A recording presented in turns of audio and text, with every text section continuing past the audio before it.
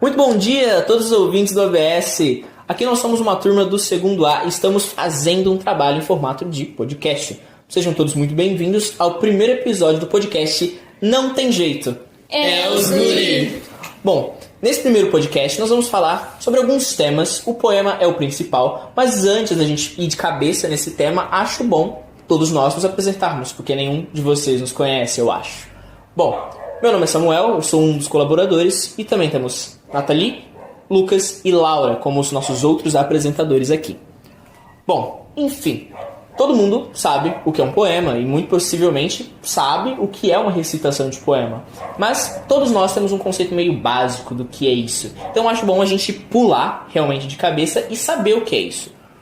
Bom, mas eu acho melhor eu passar isso para alguém que tem mais local de fala, que estudou mais do que eu para isso. Então, Nath, você poderia nos falar o que é a recitação de poemas em si? Muito bom dia, pessoal. A recitação de poemas é a forma de você trazer as palavras para a vida real com todos os sentidos e emoções delas. É a forma de você fazer o ouvinte se interligar com o texto. Bom, como ela disse, isso é pra ser a nossa vida, basicamente. O poema pode ser literalmente tudo. Ele não se resume a uma simples historinha, sabe? Que você pega, lê e é isso. As pessoas negligenciam demais a poesia em si, a literatura, né? Sim, tanto a poesia, poemas, a literatura no geral é muito negligenciada. Porque as pessoas acham que é só, vou ler. Mas não dão tanta importância para isso. Sim. Tanto que muitos poemas, a maior parte das pessoas pegam um poema, é sempre geralmente algo romântico, mas não necessariamente precisa ter a ver com romance, né? Como o nosso querido Dom Casmurro, né? Que eu não sei se vocês conhecem, mas fala literalmente sobre traição, né, gente? Mas ele pode ser sobre tudo. Pode ser sobre morte, sobre a vida, sobre o amor, sobre o ódio, sobre tudo. A sua existência, a sua alma, o seu ser, no geral, a nossa vida. A vida em si, né? Bom, além disso, nós estamos focando na literatura brasileira, que apesar de muita gente falar que gosta de ler, a maior parte das pessoas não conhece os nossos próprios artistas, não só na poesia, mas na música também, etc. Então, nós separamos alguns poetas clássicos aqui, e eu gostaria que o nosso coleguinha Lucas poderia nos falar sobre um pouco deles. E eu espero que um deles esteja aí. O grande tem que estar aí. Vamos ver então. Será? Bom, vou falar aqui, eu separei 4 que eu gosto muito, que eu vou ler aqui pra vocês um pouco de cada um. Temos Carlos Drummond de Andrade, que além de poeta, foi farmacêutico. Sim, foi farmacêutico. Farmacêutico. O cara não tinha nada o que fazer da vida, realmente. Realmente. Ele foi contista e cronista brasileiro. Considerado por muitos os mais influentes do brasileiro da literatura do século XX.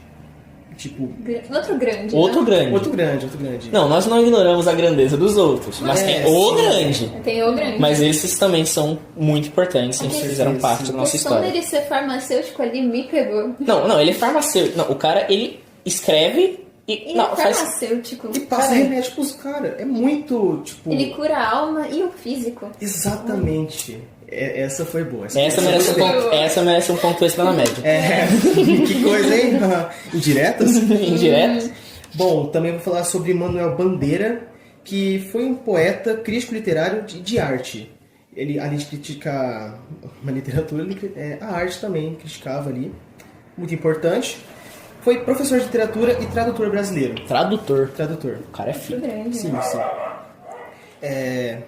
Isso é também uma curiosidade sobre ele, que o seu poema Os Sapos foi o abre-alas da Semana de Arte Moderna. Eu gosto muito de sapo, então pra mim isso aqui foi uma curiosidade que eu gostei bastante. Eu também, eu gosto muito de sapos, acho que nem todos aqui compartilham desta opinião, mas os sapos são bichos muito fofos. Não pode faltar a literatura feminina, não é mesmo? Sim, com certeza. Não, me diz que você não é machista e deixou de fora as mulheres disso, né? Lógico que não, por isso que na lista tem Cecília Meirelles, que além de poeta foi jornalista, pintora, escritora e professora brasileira. Essa aí tinha bastante tempo, Essa hein? tinha bastante tempo. Professora, jornalista, pintora. E escrevia. Ela descontava o estresse do trabalho de jornalismo e professora na arte, na pintura, nos poemas, com certeza.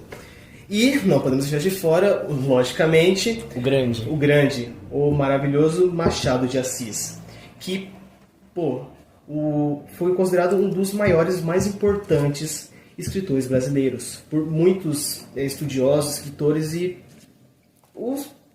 todas as pessoas dessa área consideram ele um dos maiores. Tanto que ele é falado em tudo, né? Sim, até é a hoje. nossa maior representação. Bom, e acho que se ele não fosse tão importante, a gente até esquecido dele, mas hoje em dia a nossa principal figura sobre poesia e poema é ele. Exatamente. Todos conhecem Memórias Póstumas, Dom Casmurro, são clássicos que todos nós conhecemos. Literatura no geral, né? Sim. Bom, a gente já falou sobre o que é recitação, os principais recitadores, né, os poetas. Sim. Então a gente tem que saber a história da recitação. Sim, Como a história. começou? Aonde começou?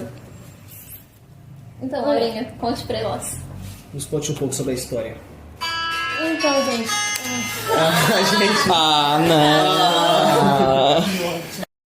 Então, gente, tudo começou na Grécia Antiga. E os gêneros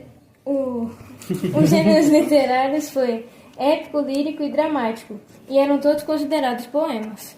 Interessante. Muito interessante. Sim. Começou bem cedo. O poema ele começou muito, muito cedo mesmo, assim. Sim. Acho que tipo o primeiro assim que eu consigo puxar de cabeça agora é a Epopeia de Gilgamesh, que foi tipo assim, ela tem mais ou menos uns 300 versos, assim, pra época era bastante coisa, ela é tratada de mais ou menos de 2100 anos atrás. Nossa, muito Mais ou menos, eu acho que é bastante tempo. Foi ontem. Bem Eu no acho. dia. A escrita não fazia muito tempo que tava ali.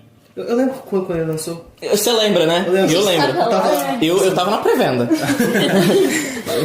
Enfim. Pré-encomendei. Bom, começou muito cedo, com os gregos, com os romanos, mas em todas as culturas surgiu. O que nós temos registro é isso, mas todas as culturas tinham uma forma de poema.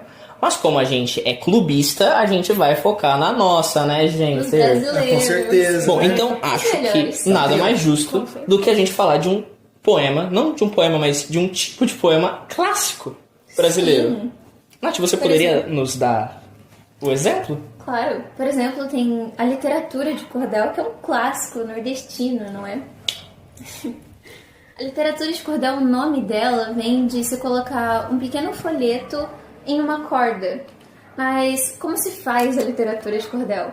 A literatura, ela é um conto do seu cotidiano, uma parte do seu cotidiano, só que rimada e um pouco cantada também. É uma forma muito interessante de trabalhar. Isso demonstra cada vez mais que a nossa cultura e arte tem todo o envolvimento com o nosso cotidiano. A vida que a gente tem é completamente envolta na arte. Sim, Só completamente. que as pessoas não enxergam muito isso. As pessoas sempre esquecem que a vida não é só a correria, o cotidiano, a rotina, né? E sim que ela é muito mais bonita, e é disso que se trata a literatura. Exato. A maior parte das pessoas vive no puro cinza, enquanto a vida tem azul, verde, amarelo, vermelho, tem todas essas coisas. Ela é o arco-íris, Tem um né? arco-íris completo na O arco-íris vida. completo. Mas a gente só enxerga a mistura de tudo e aquele branco, aquela coisa mais sem graça, né? Exato. E por falar nisso, isso me faz lembrar da crônica, né? Sim, a crônica, que inclusive eu acho muito interessante, eu gosto muito. Porque ela pode ser qualquer coisa, literalmente qualquer coisa do seu cotidiano. Pode ser, sei lá, você tá numa fila de um banco, um passeio no parque ou até esperando o ônibus no terminal. Tudo depende do jeito que você interpreta isso e da reflexão que você faz em cima desse acontecimento. Então, pode ser qualquer coisa a crônica, eu gosto muito disso. Eu acho que a crônica é mais uma revitalização, Sim, É uma mas forma dar melhor. vida, Da vida à vida. dar vida à exatamente. vida. da vida. É uma forma melhor de você enxergar a sua vida, o mundo à sua volta, vamos dizer assim. Isso também me faz lembrar do drama, né? Que é outra forma de você Sim, o drama. mostrar que a vida é muito mais do que só uma rotina, só cinza. Exatamente. Bom, acho que é bom eu falar sobre o drama, né, Claro, gente? vamos passar para o nosso entendedor. O mais Bom, dramático daqui. O mais dramático, exato. Até emocionei aqui agora, gente, desculpa. Mas enfim, o drama, como o próprio nome diz, né, vem do grego drama, não me perguntem por que desse acento, Tanto quanto mas italiano. eles são gregos, São gregos. É incrível. mas é drama, mas nós falamos drama. Acho que todo Perto ali, mundo né? conhece o termo drama, porque nós usamos o adjetivo dramático, que o que é o dramático é alguém que sente demais. basicamente. Sim. E o drama é literalmente esse conceito, é intensidade. Esse é o conceito de todo o drama na arte, nas novelas, nos poemas, no teatro. Esse é o drama, tá? Pode falar. Entendi.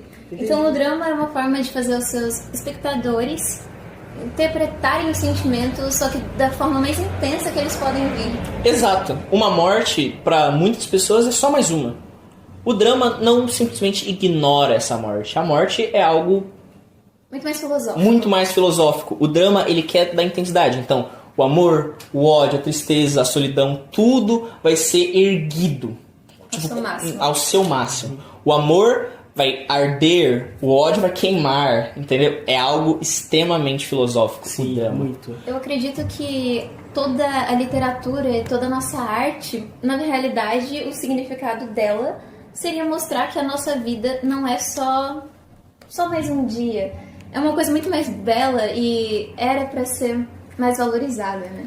A arte realmente perdeu muito do seu significado. Sim. Hoje em dia, nós temos pessoas que não sabem realmente o significado de arte. Pra eles, o que é arte? É aquelas pinturas. Sim, muitos estão presos nesse conceito de que arte é só pintura ou escultura, ou às vezes dança, tem uns que acreditam ainda, né? Assim, Exato. só essas coisas. Sim, mas na verdade ela tem todo um significado maior. Eu acho que a gente pode fechar o nosso podcast, né? Sim, acho que a gente falou bem do... Falando justamente Do que sobre é. isso. Sim. Sobre a arte. Que A arte é a vida. E a sua vida é a arte. Sim. Bom, acho que a nossa mensagem foi passada para todos os ouvintes. Enfim, curtam o nosso podcast, tá, galera? Enfim, estamos fechando o nosso primeiro podcast. Mas tudo isso só acontece porque não tem jeito. É os guri!